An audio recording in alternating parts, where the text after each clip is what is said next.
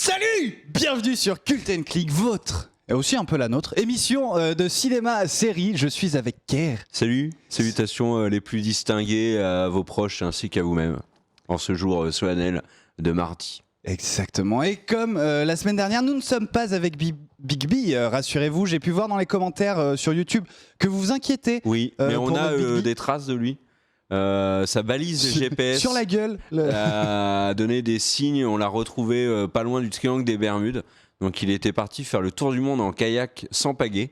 Bon, c'était une idée un peu à la con, on lui avait dit pas faire ça, et au final on a retrouvé sa balise GPS. Oh, ça veut dire qu'il s'est noyé. Non, ça veut pas dire ça. Oh. Il est sur Skull Island. Oh, ça veut dire qu'il est dans la merde. Non, pour de vrai, il travaille beaucoup voilà, sur de nouveaux projets, mais ne vous inquiétez pas, il va bien et il reviendra bien entendu dans Cult & Click. Et il a vu Star Trek Et oui, en avant-première. Et du coup, comme il n'est pas là, vous n'aurez pas son avis. Et non, Ça, comment c'est tu du vas, teasing toi de qualité. Ça va pas mal. Ouais. Ça va même bien. Hier, je me suis réconcilié avec un proche. C'est quelqu'un qui compte énormément pour moi. C'est Batman versus Superman. Ah, t'as vu la version Puisque longue. j'ai vu la version longue. Et oui. Donc on s'est un petit peu rabiboché. Donc voilà. Un petit peu ou beaucoup? Non, ouais, faut pas déconner non plus, mais un petit peu, c'est déjà De pas toute façon, mal. tu nous en parles dans tes visionnages? Non, j'ai pas envie. Bon, bah voilà, c'était Cult & Click. Je vous parlais de Madame Doubtfire. Et moi de Agathe Cléry, des bons Restez là, visionnages. ça va être génial. Restez là, ça va être Et formidable. je vous parlais également de l'épisode 12 de la saison 2 de Digimon. Ouh, et ben moi, Oh, d'un coup j'ai eu un flash. Est-ce que tu regardais aussi, quand t'étais petit, ce dessin animé avec des tomates tueuses? Non, mais par contre, je regardais Tom Sawyer, c'est l'Amérique, le symbole de la liberté. Exactement. Il est né sur les bords du fleuve Mississippi. Mississippi. Tom Sawyer, c'est pour nous tous un ami. Tout Et à fait. Je crois qu'il est temps de passer aux news. Oui, tout à fait. Allez, News Ciné.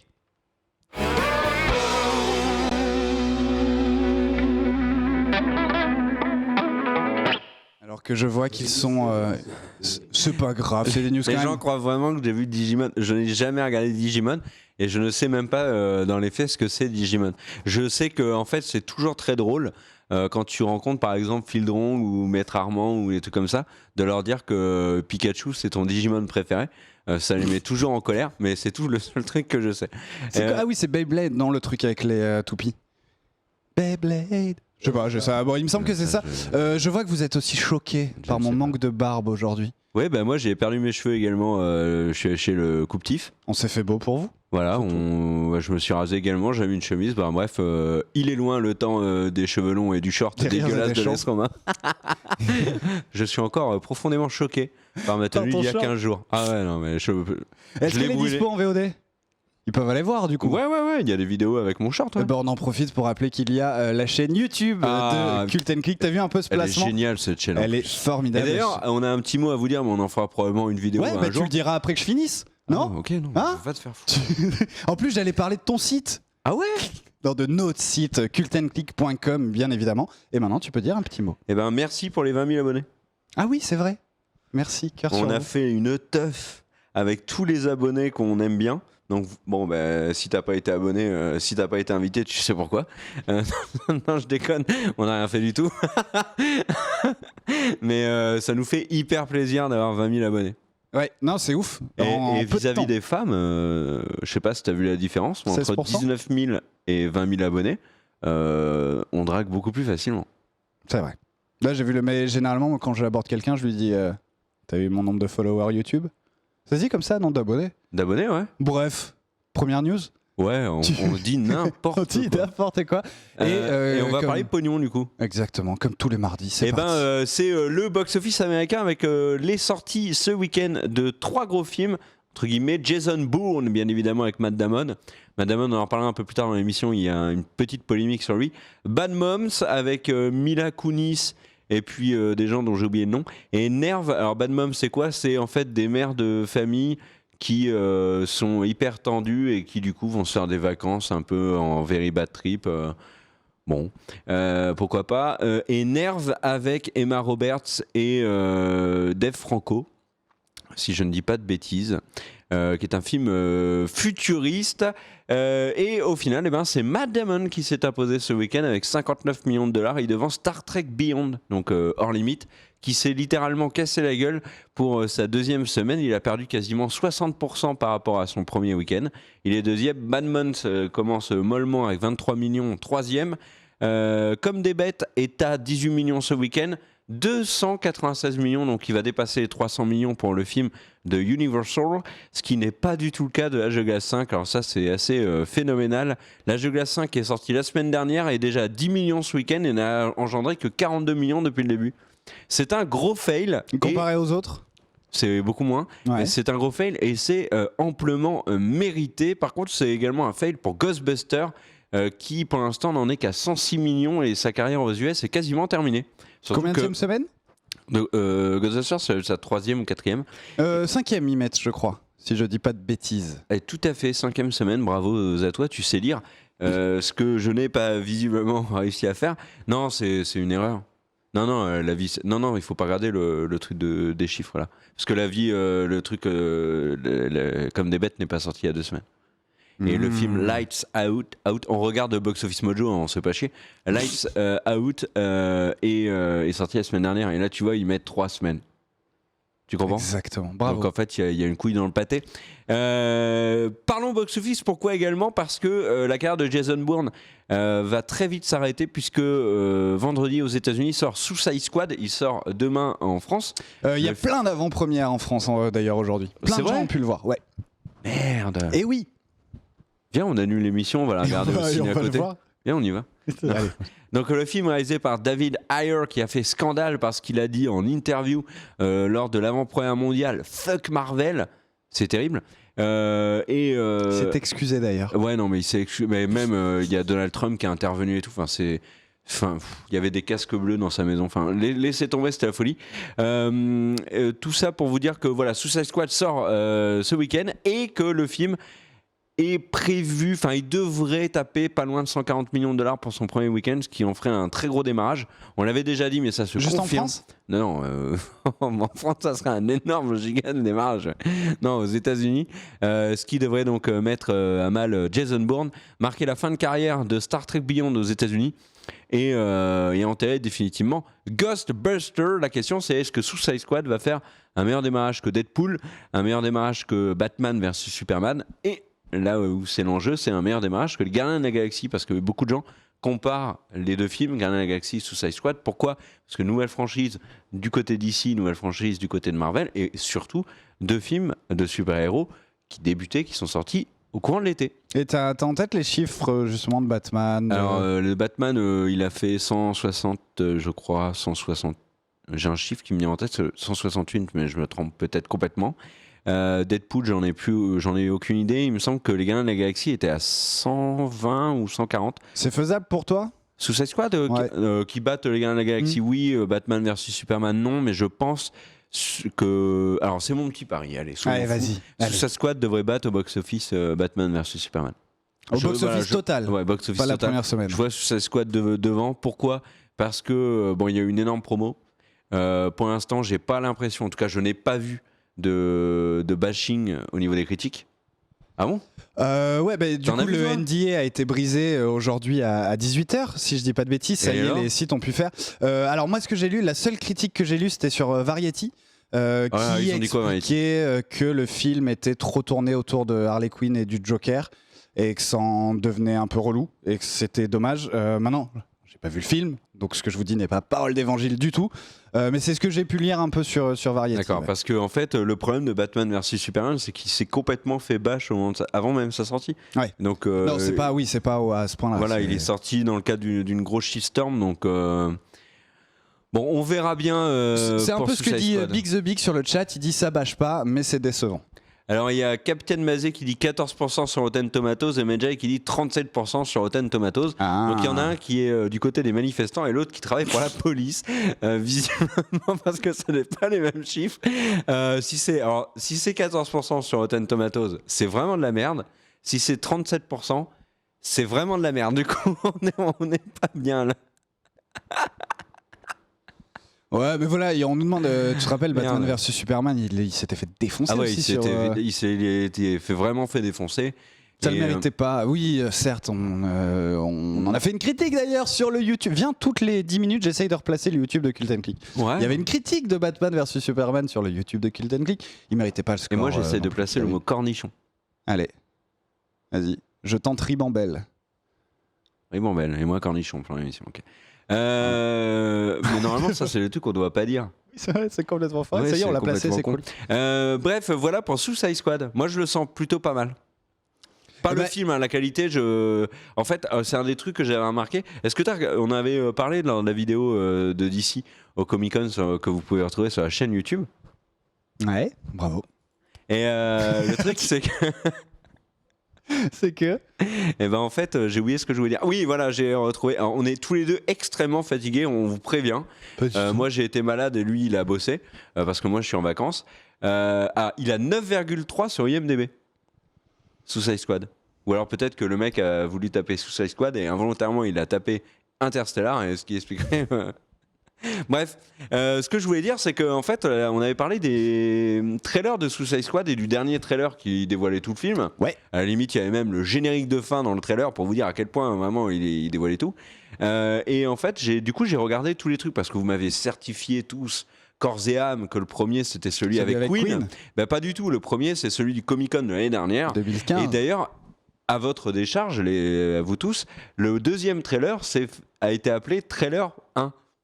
Donc en fait, le trailer 1 s'appelle trailer Comic Con, le trailer 2 s'appelle trailer 1, le trailer 3 s'appelle trailer 2, le trailer 4 s'appelle trailer machin chose, mais ça va être le cas et avec le trailer 25 s'appelle trailer 24. Est-ce qu'ils avaient pas fait aussi pour Suicide Squad ce qu'ils ont fait là avec Justice League, c'est-à-dire te balancer un trailer mais qu'on n'est pas vraiment un? Ah si, c'était des vraies images du film, et en l'occurrence, pour tous ces avoir regardé, ouais, mais celui de Suicide Squad, le premier, il est vraiment génial. C'est le trailer qui m'a mis la hype de ouf sur le film, alors que tous les autres, petit à petit, sont arrivés avec une petite hache. Ils ont vu ma hype, tu vois, devant eux, puis ils ont mis des coups. Et demain, le film sort, et je suis à deux doigts de me dire que j'irais bien revoir. Je sais pas, il y a quoi comme comédie à la con française? Camping Agathe 3. Cléry. Non, j'irais à la limite voir Camping 3 plutôt que Suicide. Non, je déconne bien évidemment, mais voilà. Ok, c'est tout pour le box-office de cette semaine? Oui. Tu sais ce que je devrais te demander à chaque fin de box-office, que tu fasses des paris sur le box-office de la semaine d'après. Et si tu te plantes, viens, on fait ça. On fait des gages. Viens, alors il faut me montrer ce qui sort la semaine prochaine. Ah, mais t'es de suite un peu chiant, hein? Ah, mais c'est facile comme tout. Tu revas sur... Non, faut pas aller là-dessus. Mais oui, c'est vrai, c'est vrai. Tu revas sur Box Office Mojo. Allez, allons sur... On fait tout en direct, on avait tout planifié. C'est beau. Mais oui, c'est une émission qui a du rythme, qui va vite. On est. Il n'y a pas de dé à Mojo. Ah, c'est pas comme dans. Non, c'est pas comme dans Steam Power. Et d'ailleurs, j'ai une nouvelle photo, comment on appelle ça, PP sur Twitter, et c'est l'ami Cardel ici présent qui l'a pris. Donc voilà. Alors pour voir ce qu'il y a. On vous fait un tuto Mojo. Descends. Je descends. Je descends.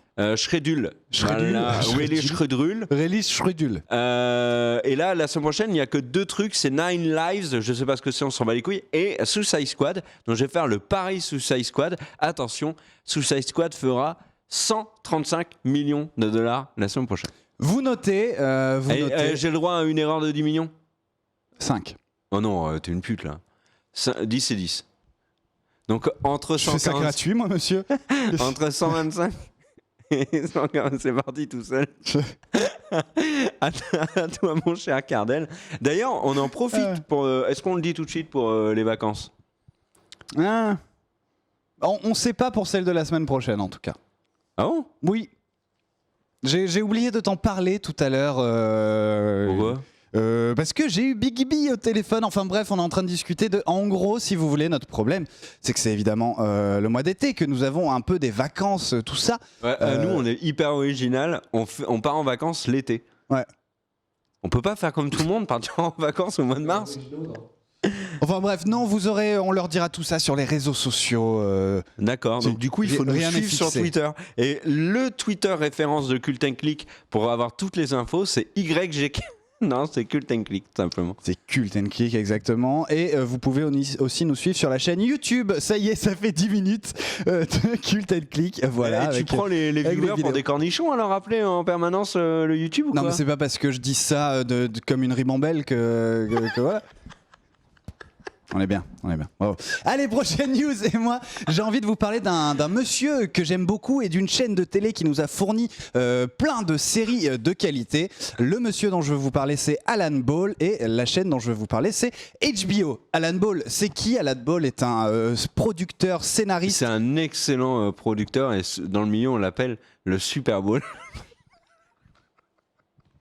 En tout cas, tout le monde s'accorde pour dire qu'il a des balls, vu ce qu'il produit. Voilà, donc producteur, scénariste, parfois réalisateur. C'est notamment lui qui a produit et scénarisé American Beauty, film que Kerr et moi adorons par-dessus tout. C'est mon film préféré. Mais on va se battre, c'est le mien d'abord. Non, mais c'est le mien, je l'ai vu avant toi. Tu sais que je l'ai vu le jour de sa sortie, le 2 février 1999.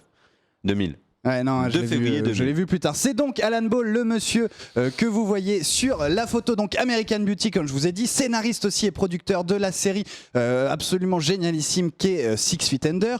Plus récemment, Banshee, ou encore, alors pas plus récemment, un peu récent quand même, mais pas trop, c'est aussi le producteur de la série True Blood.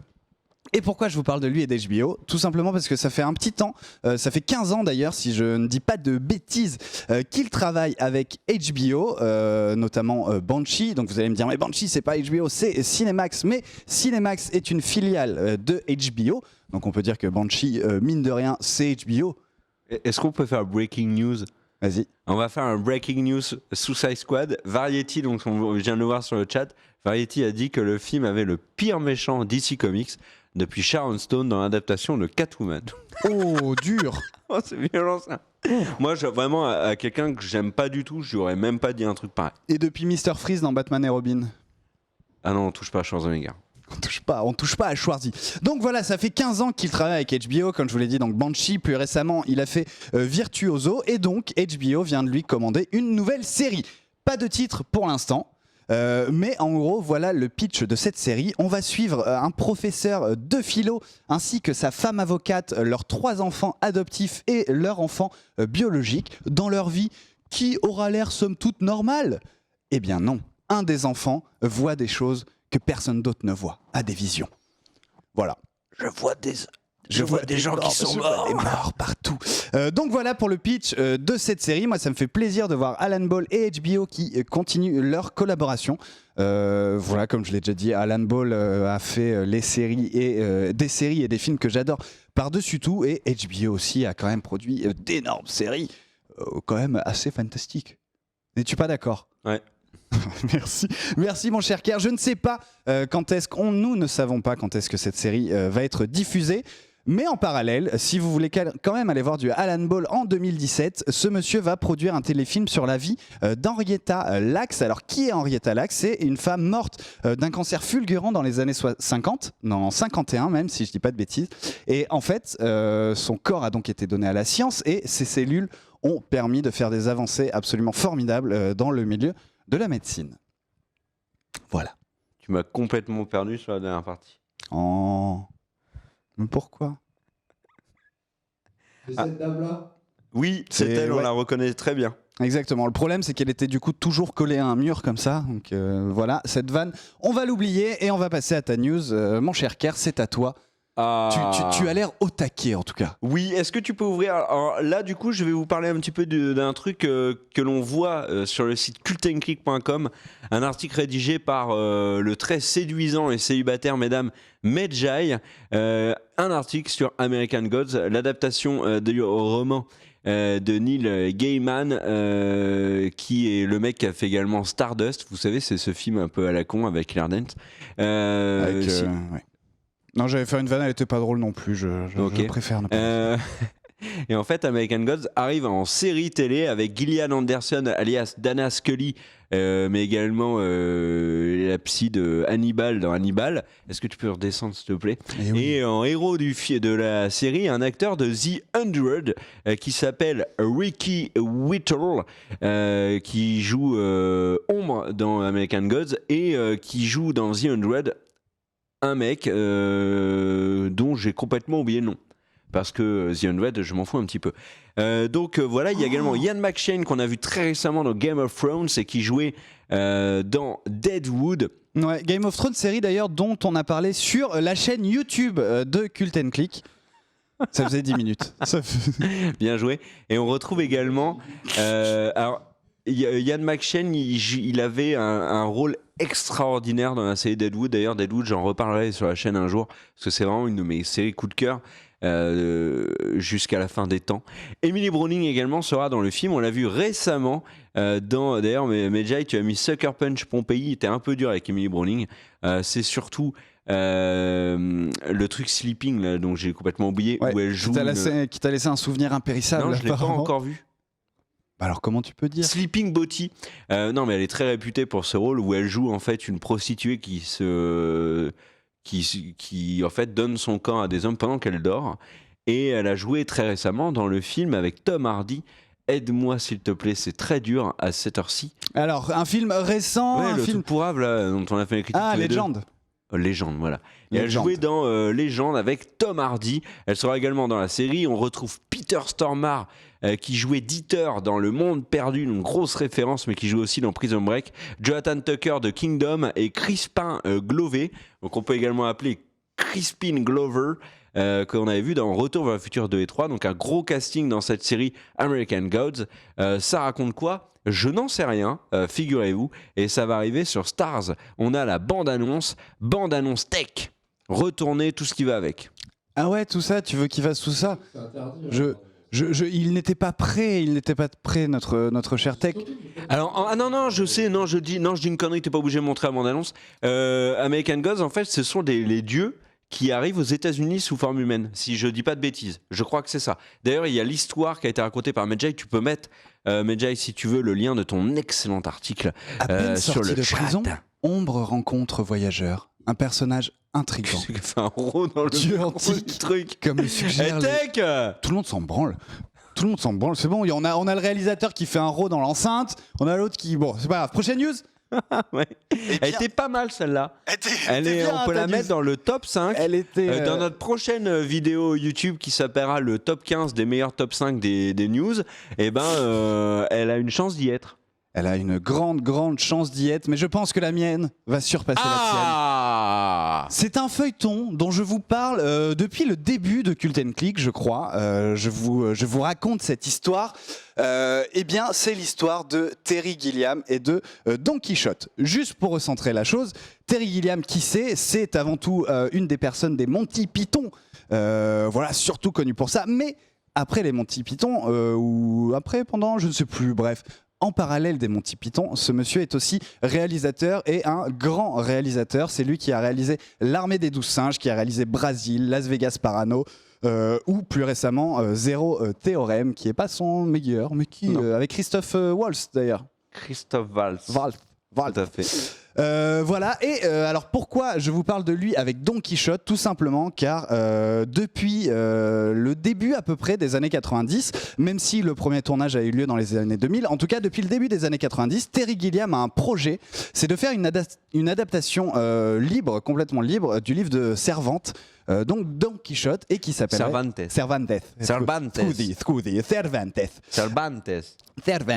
Non, le V se dit B. Cervantes. Elle t'a engueulé dans la régie. Oh. Servante.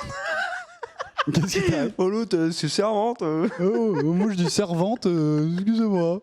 Bref, tout ça, donc je vous disais, le film devait s'appeler L'homme qui tua Don Quichotte. Ça va là ? Don Quichotte.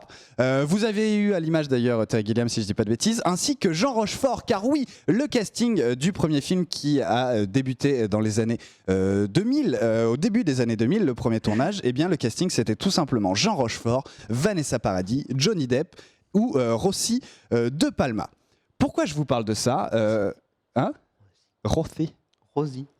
Non, il y a deux S. Non, il y a qu'un S. Bah écoute, l'article. En tout cas, elle a le nez le plus moche de toute l'histoire du cinéma. Rossi de Palma.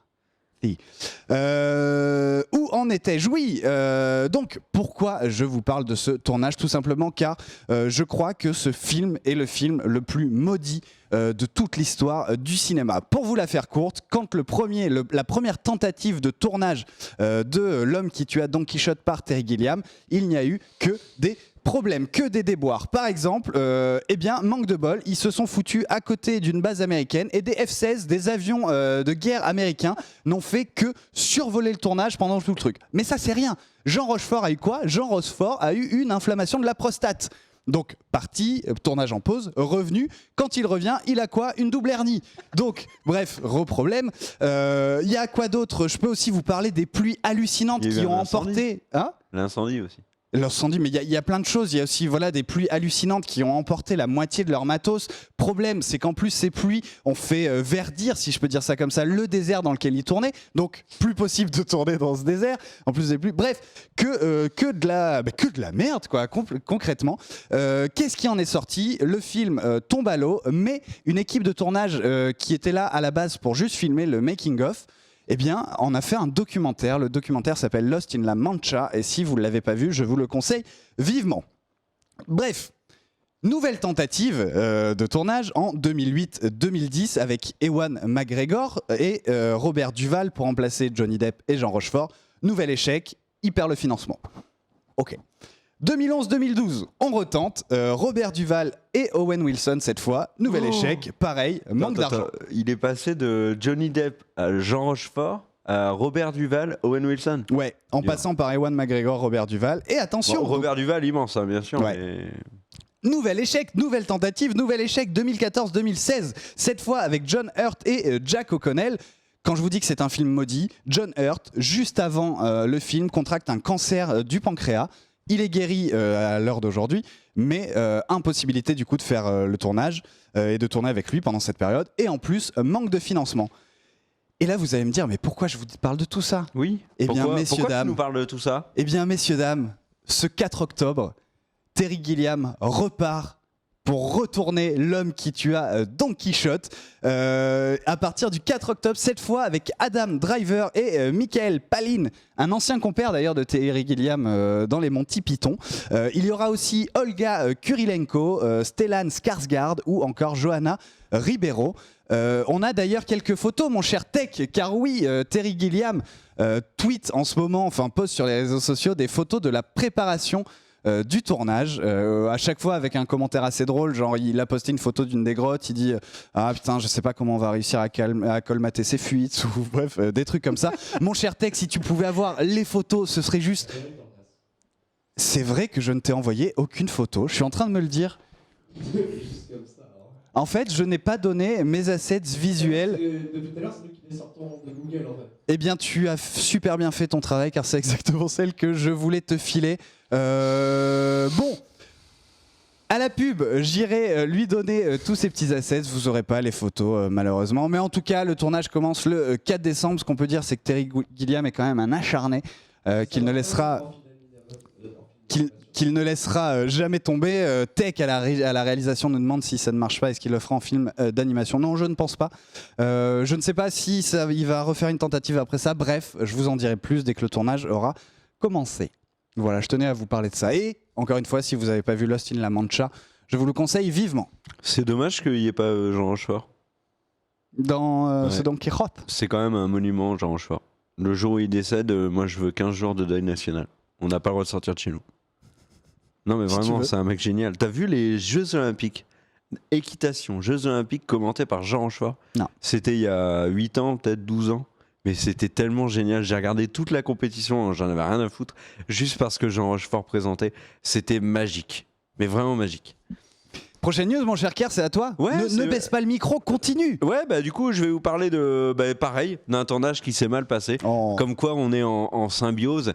Et là, je vais être en symbiose avec le site Cult & Click et plus précisément avec Marky Daily, parce que je vais vous parler d'un article qu'il a écrit sur le tournage de Babylon AD. Babylon AD, c'est quoi? C'est un film qui a été réalisé par Mathieu Kassovitz en 2006, si je ne dis pas de bêtises, avec Vin Diesel, avec également Michel Mélanie Yeoh, Thierry. avec Mélanie Thierry, bien sûr, Michelle Yeoh qu'on a vu récemment dans Marco Polo saison 2 notamment.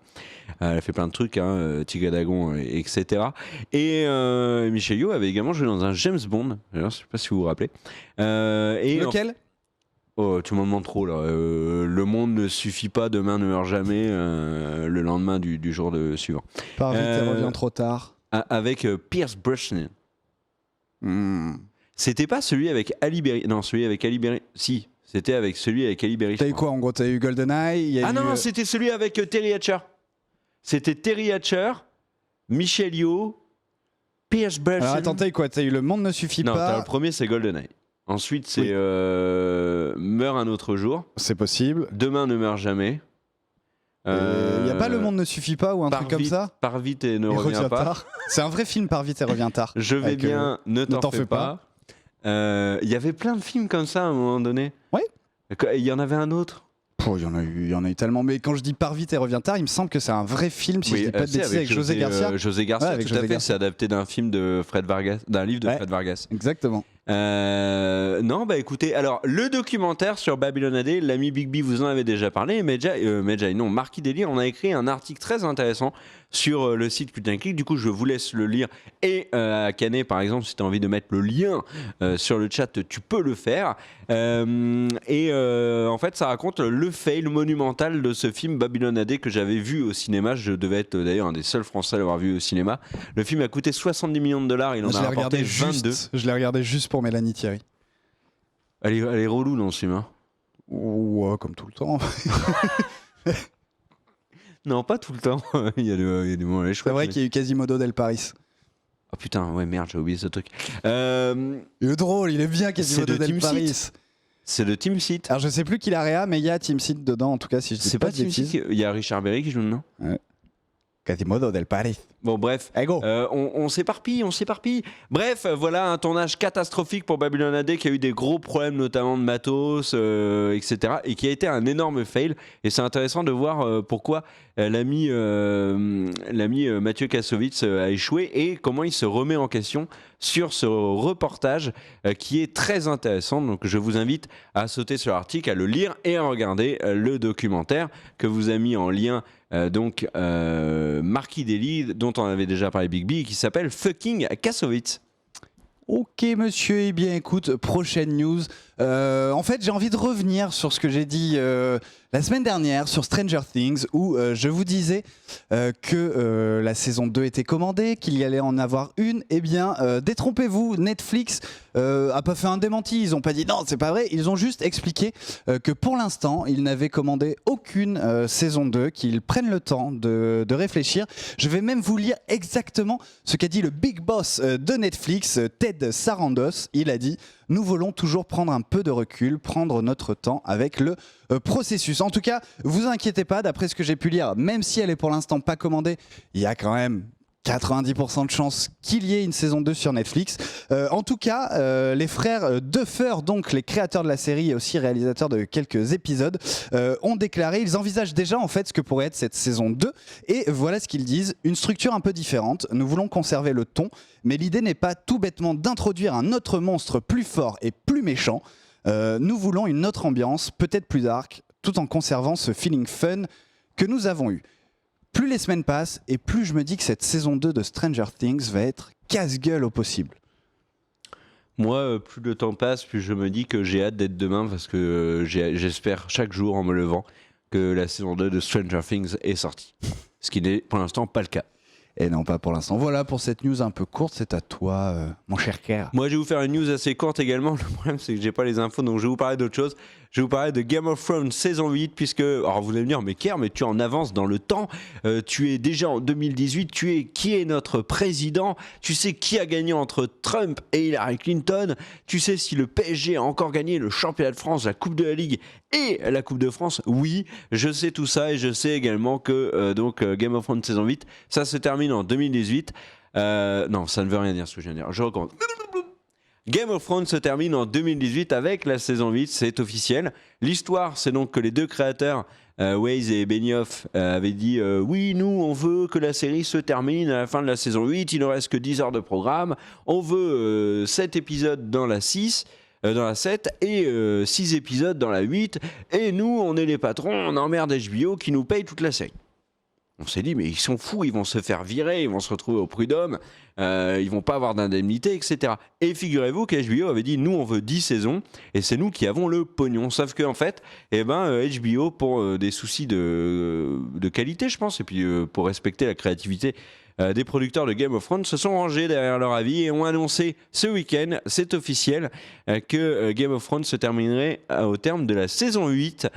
Donc voilà, il ne reste Ils ont que confirmé 2 aussi saisons. les 6 épisodes de la saison 8 ? Non, ça ils n'ont pas confirmé, les coquins. Ouais. Mais ils ont confirmé les 7 de la saison 7. Ça, c'est déjà officiel. Par contre, on ne sait pas combien il y aura d'épisodes dans la saison 8. Le Big Boss de HBO a sous-entendu que peut-être, on ne sait pas, il pourrait y avoir un spin-off de Game of Thrones. Après tout, pourquoi pas ? Parce que c'est vrai qu'il se passe énormément de choses avant le sacre de Daenerys. Non mais c'est sûr qu'il va y avoir des spin-offs. Oui, parce que moi je sais du coup comment ça se termine. Non mais tu sais, enfin pognon, ils vont surfer sur la vague Game of Thrones. S'ils voulaient vraiment surfer sur la vague Game of Thrones, ils auraient continué plus loin. Ils auraient fait la 9, la 10. Tu vois, parce que faire un spin-off, c'est quand même casse-gueule. Regarde Fear the Walking Dead. The Walking Dead, ça cartonne, c'est un énorme phénomène. Fear the Walking Dead, ils ont juste rajouté un petit mot devant. Ils ont également enlevé toute la qualité de la série. Et au final, c'est un four. Ils auraient pu appeler ça Four the Walking Dead. Elle est bien. Elle est très bien. Mais j'ai une question du coup pour toi qui... Faut le renommer la série comme ça. Après Under the Booze, Four the Walking Dead.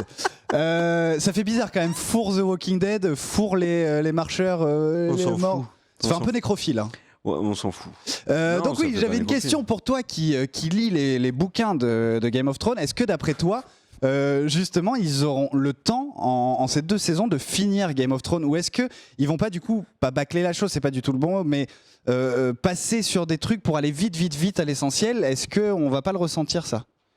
On verra. Après, c'est vrai que si John arrive en faisant « Je t'entends rien, bagarre !» ça va être un petit peu Non mais trop c'est vrai, rapide. mais justement, enfin... Toi, t'en es où dans les bouquins? T'en es après ce qu'on vient de voir? Ah non, là, l'ami Martin, lui, il prend son temps. Ouais. Donc en fait, l'ami Martin, il va sortir l'intégrale 6, quand en fait, l'édition collector intégrale Game of Thrones 20e anniversaire sera sortie en Blu-ray. Donc non, je sais pas. Non, je sais pas. Mais dans les faits, oui, je pense qu'ils vont réussir à conclure. On voit bien de toute façon, là, la saison 6 qu'on vient de voir, vraiment, elle introduit vraiment un sprint final. Ouais. Là, j'ai même envie de dire, avec la manière dont se termine la saison 6, j'ai presque envie de dire que c'est peut-être même 2 saisons où ils auraient peut-être... Ouais, peut-être pas quand même. Mais limite, une saison, ça aurait peut-être pu suffire, tu vois. Une saison entière. Du coup, début de verdict dans 1 an, car la saison 7 ne sortira pas en avril. Non, elle sortira l'été prochain, donc si vous avez prévu un truc, genre, je sais pas moi, un camping avec votre beau-frère à boire du pastis, eh ben oubliez, parce que Game of Thrones sera l'été. Et oui, et bien nous, on se retrouve dans 5 minutes. Oui. Vous avez le temps d'aller faire un tour sur le YouTube de Cult & Click ou sur cultandclick.com. Nous, on revient dans 5 minutes avec d'autres news, des visionnages et des coups de cœur. Putain, c'est tellement bien. C'est beau. À toutes. Bonjour à tous, bienvenue dans la nouvelle... J'en recommence. Remets le générique, Tech. Bonjour à tous, bienvenue dans la seconde partie de l'émission Cult & Click, votre émission ciné et série. On est toujours avec Cardel. Yo. Big B travaille. Malheureusement, il ne peut pas être avec nous aujourd'hui. On va le retrouver assez rapidement, on l'espère, dans l'émission. On lui fait des big bisous. Wow. Big bisous. Big bisous. Big bisous. Bon, alors on enchaîne et c'était à mon tour de faire une news. Je vais vous parler de Narcos saison 2, juste pour vous dire qu'elle arrive très bientôt sur Netflix. C'est en septembre, je crois, il y a la date dans la news que vous pouvez retrouver sur le site cultandclick.com. Ça arrive le 2 septembre 2016 pour une nouvelle saison de 10 épisodes. On suit bien évidemment toujours les aventures de Pablo Escobar, interprété par Wagner Moura, mais aussi des 2 agents de la DEA. Donc c'est Boyd Holbrook et Javier. Non mais ils se sont complètement plantés dans la news, les copains, merde, vous avez pas assuré. Steve Murphy et Pedro Pascal, le Oberyn Martell de Game of Thrones, qui d'ailleurs joue dans La Grande Muraille, dont on parlera un petit peu plus tard dans l'émission. Oui. Et ça me fait plaisir, j'aime beaucoup Pedro Pascal. Par contre, j'aime pas dans Narcos. Je le trouve nul dans Narcos. En fait, j'ai l'impression que c'est la manière dont ils l'ont pas c'est pas lui, c'est son personnage. Il fait un peu ridicule. Maintenant, je vais vous en parler dans les visionnages parce que je suis en train de me refaire toute la saison 1. J'en suis déjà à l'épisode 5 On va de en la faire saison 1. une vidéo avant la sortie très probablement avant la sortie de la série. D'ailleurs, j'avais vu une news où le frère, si je dis pas de bêtises, de Pablo Escobar, qui est toujours en vie, a demandé à Netflix de visionner la saison avant qu'elle soit diffusée. Mais j'en sais pas plus. Tu sais toi si ça allait plus loin ? Non, mais alors ce que l'on sait de sources sûres, et ça n'est pas un spoil. Alors Narcos, vous savez, ça raconte l'histoire de Pablo Escobar, mais d'après l'histoire folle de Pablo Escobar. Personne n'aurait pu inventer ça. Non. Et ce qui est rigolo d'ailleurs, c'est que Pedro Pascal n'est pas nul dans Game of Thrones, s'il vous plaît. Le chat, respectez-vous, bordel. Ce que je voulais dire, c'est que le Narcos, c'est un petit peu comme Viking. C'est un peu une série piège. C'est-à-dire qu'on a l'impression que Viking, c'est Ragnar Lothbrok. Et le créateur de la série a dit que c'était pas ça. Narcos, apparemment, ça n'est pas que Pablo Escobar. Et l'acteur a annoncé que la saison 2, c'était sa dernière. Il l'a dit, en promo. Alors l'acteur a dit ça, mais est-ce que Netflix a dit que c'était la dernière saison de Narcos aussi ? Bah non, justement. Non, ils n'ont pas dit ça. Donc est-ce qu'on va suivre du coup Narcos au-delà du règne de Pablo Escobar ? Ça pourrait être intéressant. En tout cas, la première saison était, on en avait longuement parlé dans l'émission. Il y avait également 2 critiques sur le site Crossover, une de Medja et une de moi-même, qui en parlaient. On avait beaucoup aimé la première saison de Narcos. Moi, j'avais moins aimé la fin. Par contre, le début était vraiment, jusqu'à l'épisode 7, c'est vraiment exceptionnel, quoi. Ouais, mais même, en fait, le truc, tu peux, à partir du moment où tu parles de Pablo Escobar, ça va être exceptionnel parce que rien que, ce qu'il a fait dans sa vie, c'est fou. Et quand je dis fou, je cautionne absolument pas. Je dis juste c'est fou. Ce mec était un taré. Voilà. Voilà pour Narcos. Narcos qui arrive le 2 septembre. Hâte. Ouais. Enfin, hâte non, parce que ça voudrait dire que les vacances sont terminées. Oh oui, mais voilà. Eh bien, merci pour cette news sur Narcos. Moi, il m'en reste une petite dernière à vous faire avant de passer au visionnage. Kerr, il me semble que toi, il t'en reste. Oui. Moi, c'est vrai que tu as fait le système de je mets plein de news à un seul endroit, comme ça, Paul s'en occupe, mais tu as bien fait. Mais en fait, je me suis Big Bisé. Tu t'es Big Bisé ? J'ai pris modèle sur mon modèle. Big B, mon mentor, et du coup j'ai balancé plein de news discretos dans la même ligne de notre filet. Eh bien moi, j'ai envie de vous parler de 50 Cent. Ah, c'est 50 cents, t'avais marqué sur le... 50 Shades of Grey. Vas-y, parle-nous de 50 Cent. 50 Cent qui est en tout cas, c'est le producteur exécutif de l'excellente série Power sur Stars. Eh bien, exactement. Eh bien, ce que je vais dire découle de ce que tu viens de dire là. Tu as parlé de 50 Cent avec la chaîne Stars. Ce qu'il faut savoir, c'est que 50 Cent a reconduit son contrat avec la chaîne Stars. Ce qui fait qu'il va bosser sur une nouvelle série. Donc, tu l'as dit, en ce moment, il produit la série Power, ce qui a d'ailleurs été renouvelé. Power, oui, pardon, il n'y a pas de Power, S. c'est la série de PlayStation. De quoi ? Ah bon ? Oui, il y a une série de PlayStation avec Charlton Copley. Moi, dès que je vois le mot Power, je pense à Power. Il n'y a pas ces pubs. Formidable ces pubs. Donc oui, je vous disais, il produit la série Power, série sur Stars qui a été renouvelée pour une saison 4 ainsi qu'une saison 5, mais il ne fait pas que ça sur Stars car il est en train, comme je vous le disais, de travailler sur une nouvelle série et ce sera une série de super-héros sur la chaîne Stars. Alors, la série va s'appeler Tomorrow Today,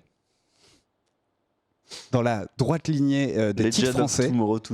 Legend of Tomorrow Today. En gros, ça va être l'histoire d'un vétéran de guerre qui va être l'objet d'expérimentation de la part d'un docteur qui a pour but de créer l'homme parfait, ainsi qu'un homme qui serait une arme destructive.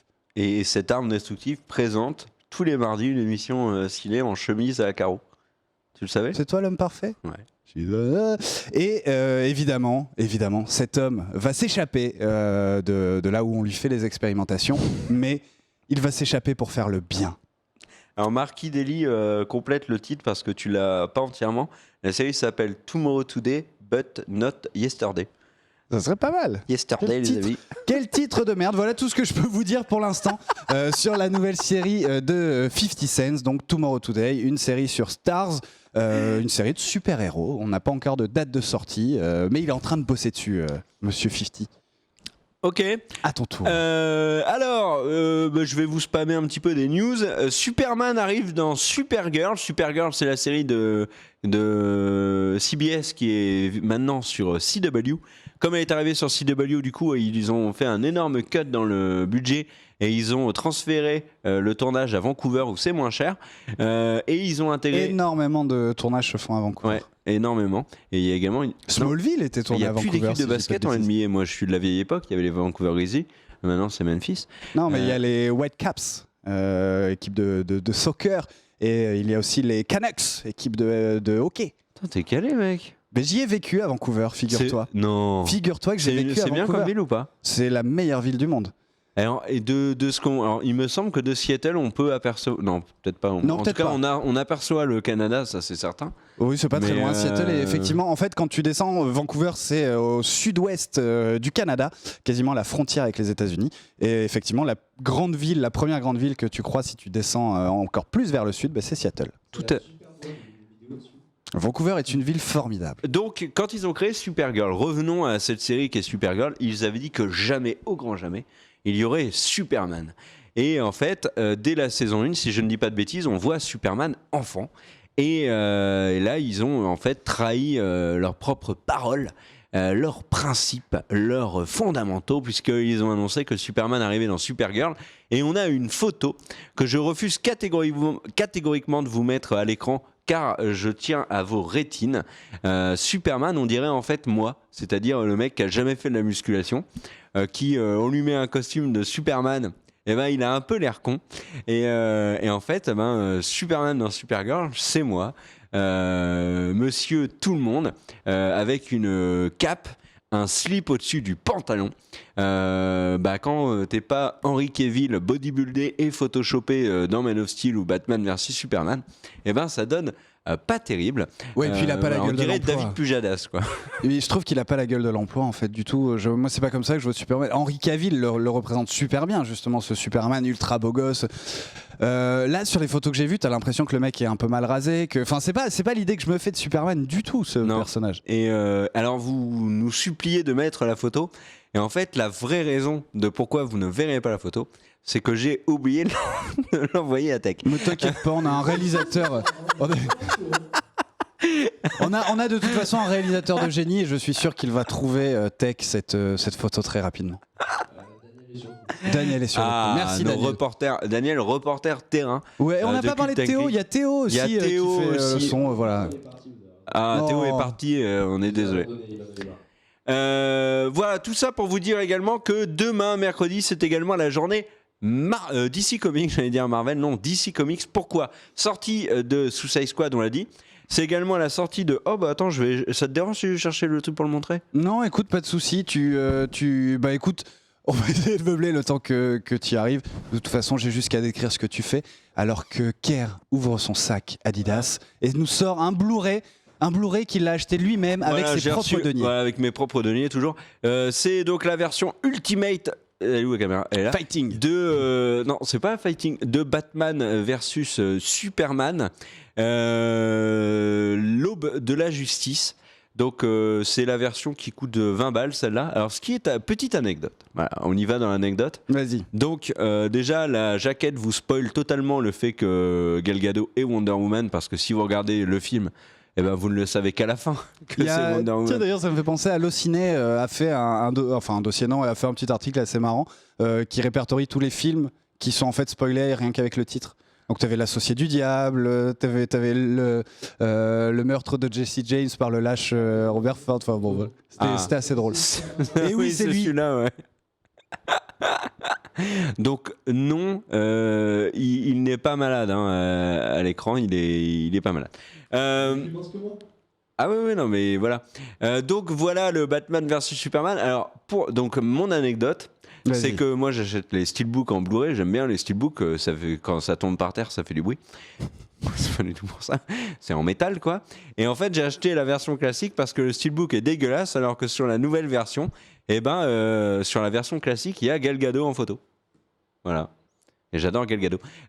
Donc ça sort mercredi, Suicide Squad plus Batman vs Superman. Ajoutons également la sortie de l'anime Killing Joke, anime très célèbre avec le Joker, et notamment Oracle, enfin si je dis pas de bêtises, il y a l'inspecteur Gordon, Batman et tout. C'est une des grandes références des animes de DC des comics de DC Comics adaptés en anime enfin, et il sort demain officiellement. Pareil, le steelbook est en vente, il est d'ailleurs à 12 € seulement sur Amazon. Alors je fais pas de pub pour Amazon, je vous dis juste un bon plan, il est qu'à 12 € sur Amazon. Par contre, les retours sur Killing Joke sont catastrophiques. Dans le chat l'anime apparemment est vraiment mauvais. C'est Medjay nous dit Killing Joke pue la merde, fuyez. Voilà. Et alors pour info, Medjay, donc rédacteur sur Cult & Click, a beaucoup, en tout cas il a écrit sur Killing Joke. C'est un grand fan du comics. C'est lui qui m'avait conseillé de le lire. Je l'ai lu, je l'ai trouvé en effet intéressant. Et là, je suis inquiet. En tout cas, ça sort demain. Donc ce mercredi, c'est un mercredi DC Comics, et revenons sur Supergirl pour vous dire que Calista Flockhart alias Ally McBeal alias Madame Harrison Ford, qui jouait dans la saison 1, et ben en fait la grande interrogation c'était que peut-être elle ne jouerait pas dans la 2 parce que comme c'est à Vancouver et qu'elle coûte quand même cher, Calista Flockhart c'est la star de la c'est le nom ronflant de la série. Et ben en fait, on a appris il y a 2 jours qu'en fait, si elle allait, ou peut-être même hier, on s'en fout complètement. Et ben on a appris que Calista Flockhart allait jouer en guest régulier dans la saison 2 de Supergirl. On s'en fout complètement. Sinon, revenons sur Marvel maintenant. Avengers, le prochain. Sera un stand-alone. Oui. Alors, il devait y avoir Infinity Wars Part 1, Infinity Wars Part 2. En fait, la tendance, c'est de casser les films en 2 parties parce que généralement, ce sont des échecs. Ils s'en sont rendus compte. Et DC Comics, ça fait pareil. Il y a Tej Justice League Part 1, Part 2. Donc, il va y avoir 2 films différents. Et en fait, Avengers fait pareil. La justification de Marvel, qui est une justification diplomatique, et de dire qu'en fait l'histoire de la part 2 n'est pas liée à l'Infinity War, ne correspond pas au titre. Donc du coup il va y avoir, ça ne change rien au calendrier, ils sortent toujours avec un an d'écart, sauf que nous avons donc Avengers Infinity War, et l'Avengers suivant n'a pas encore de titre.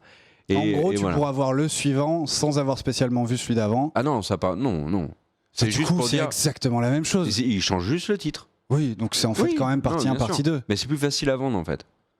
Ouais. C'est horrible à vendre une partie. Ils ont fait le David Copperfield. C'est vraiment horrible à vendre une partie 1, partie 2. Ouais, mais dans les faits, en fait, dans les faits, rien ne change au film. Les films seront les mêmes, sortiront exactement. C'est ce que tu dis.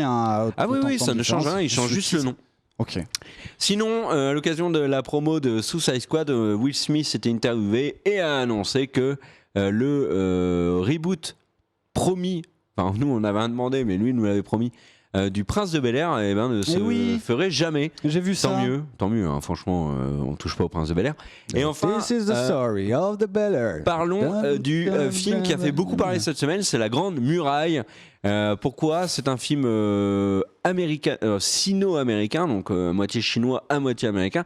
Production Legendary avec sa branche chinoise et sa branche américaine. Gros budget, 140 millions. Ça devrait être le film chinois le plus cher de l'histoire du cinéma chinois. Avec Matt Damon, première bande-annonce, il faut quand même le dire, plutôt stylée. J'ai détesté. Moi aussi, mais elle est... tu sens qu'il y a de la matière, quoi. Oui, encore une fois, t'en fais quoi de cette matière ? Moi, j'ai trouvé le truc hyper cheap. Matt Damon, c'est quoi ce costume ? Je sais pas. Moi, je suis pas serein du tout sur La Grande Muraille. Alors, donc voilà, on peut vous mettre la bande-annonce si vous voulez. C'est un espèce de Game of Thrones sur la muraille de Chine. Gros budget, grosse ambition. Le film, potentiellement, disons-le honnêtement, ça peut être un énorme carton. Ça peut vraiment être un truc de taré. Parce que si le film cartonne aux États-Unis, qui se vend bien à l'international, Non, mais déjà, on est quasi sûr qu'il cartonnera en Chine. Voilà, c'est ça ce que j'allais dire. C'est qu'en Chine, si c'est le plus gros film chinois de l'histoire, que c'est un film qui est vendu partout dans le monde, les Chinois vont se ruer dessus et la Grande Muraille pourrait cartonner. Alors je ne sais plus quand il sort. Alors mais déjà il nous dit les mecs, il y a Pedro Pascal dans le film. Alors, il y a Pedro Pascal également. Moi je l'ai dit tout à l'heure. Mais avant, ouais, c'est vrai. Pas dans par contre, il y a une polémique. Le fameux whitewashing, le principe, vous savez, de mettre des acteurs blancs à la place de rôles qui auraient pu être tenus par un noir ou un asiatique, etc. Quelqu'un qui correspond au rôle, en fait. Tout à fait. Il y avait eu une polémique il n'y a pas longtemps sur quel film déjà ? Je sais plus. On en avait parlé dans l'émission. C'est pas sur le biopic de Nina Simone. Oui, ça, mais il y avait un truc plus gros encore. Ça me revient pas en tête là. Alors ils avaient mis une métisse, c'est ça, pour jouer Ella Fitzgerald, non ? Ah, c'était peut-être Ella Fitzgerald, mais il y avait un autre film qui avait fait énormément polémique sur le fait qu'il y ait du whitewashing. Alors là, ce que je vais dire n'est à prendre en compte que pour La Grande Muraille, pas pour un film français dont on parlera plus tard, qui est l'adaptation d'une BD avec une demoiselle un peu rondelette, et dans le film, elle n'est pas du tout rondelette. Tu vois, c'est un peu le principe. Ouais. Genre, je sais pas, moi, tu fais Gaston Lagaffe, t'en fais un film, mais en fait, le mec, il est baraqué, il fait jamais de gaffe. Sur le chat, il nous parle de Ghost in the Shell ou encore de Gods of Egypt. Ghost in the Shell, voilà, Gods of Egypt, exactement. Gods of Egypt avait été également attaqué pour son whitewashing. Parlons de La Grande Muraille. Moi, je trouve que cette polémique est stupide. Parce que, en fait, ce film, s'il n'y a. Alors, comment vous expliquer sans passer pour un connard ? Parler de whitewashing. C'est une histoire de gros sous, quoi. En fait, c'est ça. Il y a une actrice taïwanaise qui a dit oui, mais c'est un scandale de. Mais tu vois, il nous parle de Jackie Chan, par exemple. Ça non, non, pas du tout. Pourquoi ? Oui, elle le dit à juste titre. En effet, le monde n'est pas obligatoirement sauvé par un caucasien. Je suis amplement d'accord avec vous. Sauf que c'est une production américaine à gros budget et que il suffit de juste connaître le marché, malheureusement, le marché du cinéma actuel, pour savoir que, malheureusement, il faut des têtes d'affiche renommées internationalement et que, dans les faits, malheureusement, et je suis vraiment, je le regrette comme vous, mais c'est que du caucasien quoi, qui est aujourd'hui capable de porter un film. À l'exception peut-être d'Idris Elba et encore. Tu vois Will Smith, non, il est plus trop dans. De porter un film solo ? Ouais, non, tu vois Will Smith, c'est plus trop. Il doit y en avoir, je pense que ça ne. Mais non, mais à part, non, mais vraiment, trouvez-en, mais The Rock peut rien faire. Peut rien faire à tout ça. Donc en fait, La Grande Muraille n'aurait. Space qui nous dit donc si on a des sous, on a le droit d'être raciste. Mais non, pas du tout. En fait, c'est pas du racisme, c'est du business. C'est tout con en fait. La Grande Muraille n'aurait jamais existé sans l'investissement. C'est pas moi qui parle, je vous jure. Sans l'investissement de Legendary US.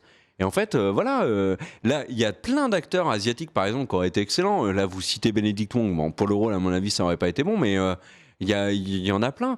Et celui de Into the Badlands. Ouais, ou par exemple celui du Bon, la Brute et le Cinglé qui joue Le Bon, la Brute ou le Cinglé ? Mais non, mais qui est super connu, là, le coréen. Enfin voilà, il y a plein d'acteurs qui auraient pu faire ça, mais dans les faits. Alors lui, il correspondait pas du tout au rôle, mais celui de Very Bad Trip et de Community, Mr. Cheng, dont je joue Mystère. Mais en gros, voilà. El Tigrettino. S'il n'y avait pas eu, c'est tout con, hein, mais s'il n'y avait pas eu cet investissement américain et la présence de Matt Damon, dans les faits, ce film n'aurait jamais existé. Il n'aurait donc pas mis en avant tous les acteurs chinois qui sont quand même dans le film, notamment l'héroïne. Ça n'aurait pas fait bosser autant de Chinois, ça n'aurait pas mis en avant les paysages, la muraille de Chine qui va avoir une énorme mise en avant avec le film. Enfin, il faut s'en rendre compte de ça. Donc, je trouve que là, cette polémique, elle est stupide en fait. Ouais, et alors que pendant sur le chat, on nous dit Morgan Freeman, Forest Whitaker, tu sais, parce qu'on cherchait, tu disais à part Idris Elba, il y aurait personne. Non, mais alors, stop.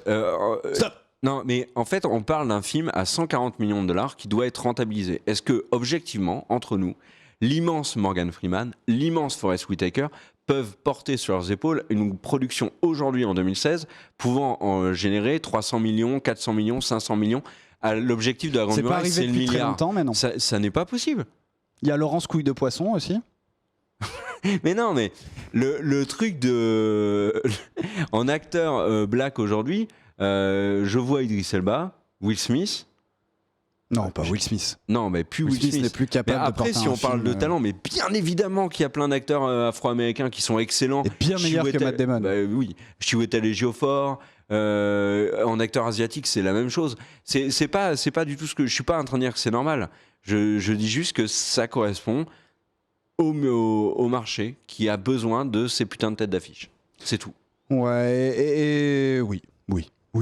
Non, mais très Michael clairement. B. Jordan, tiens, on nous cite aussi sur le chat. Ah oui, exactement. Merde, j'oublie. Tu vas le retrouver. Black J'ai Panther, confiance en qui est toi. excellent, dont j'ai oublié le nom malheureusement. Alors Black Panther, tu vois, je l'aurais bien vu dans le truc. Après, il y a un autre cas qui est exactement la même chose. Alors, c'est le dernier samouraï. Mais allons plus proche de nous. L'exemple de Marco Polo, il est extrêmement parlant. Marco Polo, ça s'appelle Marco Polo. Le héros, c'est un caucasien acteur italien qui joue aux États-Unis, donc Chadwick Boseman, voilà pour Black Panther. Mais dans les faits, Marco Polo, ça raconte l'histoire de Kublai Khan. Pourquoi est-ce qu'ils ont mis Marco Polo dans les pattes de Kublai Khan? Pourquoi est-ce qu'ils ont mis cet acteur caucasien en avant? C'est pour le vendre à l'international, point barre. C'est tout. Hein. C'est triste à dire, mais dans les faits, c'est ça. Retournons et prenons un autre exemple. Pourquoi dans Ghostbusters, il y a Chris Hemsworth? Parce que, casting féminin, le film Ghostbusters doit toucher les jeunes dans un éventail très large. Besoin alors je dis pas que les femmes sont intéressées que par les beaux gosses, loin de là, mais en tout cas pour Hollywood, il fallait un beau gosse, Chris Hemsworth, point barre. C'est que la logique est là, hein. C'est tout con, hein. Malheureusement, c'est comme ça. Malheureusement, c'est comme ça. C'est une très bonne conclusion. Est-ce que tu as d'autres news, mon cher Kerr?